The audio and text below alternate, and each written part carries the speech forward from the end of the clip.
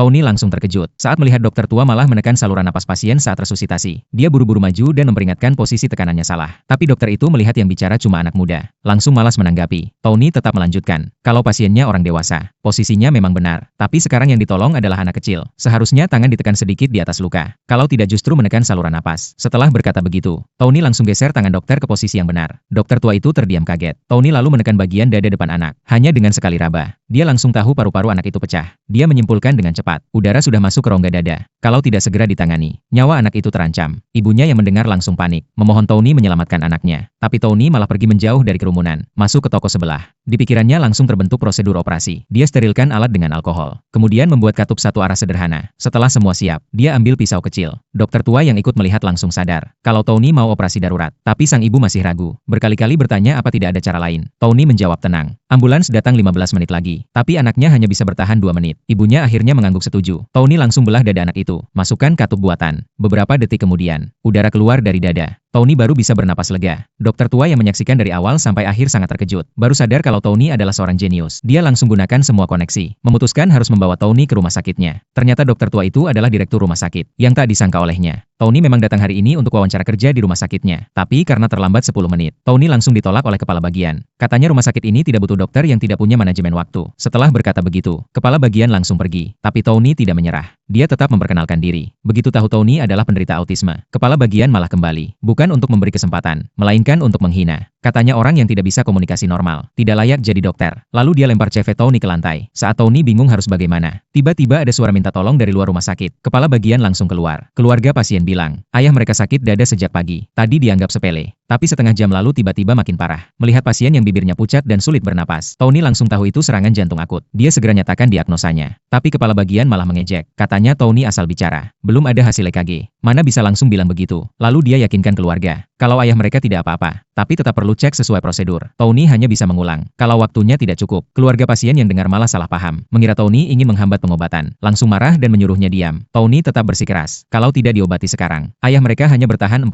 menit. Keluarga makin marah. Langsung memukul Tony sampai terjatuh. Setelah itu, kepala bagian membawa pasien untuk EKG. Hasilnya keluar. Dan dia bilang dengan yakin, pasien cuma kecapean biasa. Istirahat sebentar bisa langsung pulang. Pasien sangat senang. Langsung suruh anaknya urus proses keluar rumah sakit. Begitu mereka naik taksi dan siap pergi, Tony tiba-tiba muncul dan menghentikan mobil. Keluarga pasien marah. Bilang Tony cari masalah. Tapi Tony tetap bersikeras. Beberapa menit lagi, ayah mereka akan kambuh. Keluarga tetap tidak percaya. Mau pergi. Tony buru-buru menahan mereka. Saat mereka sedang tarik-tarikan, napas pasien mulai makin berat. Dan saat itu juga, kepala bagian muncul bersama petugas keamanan.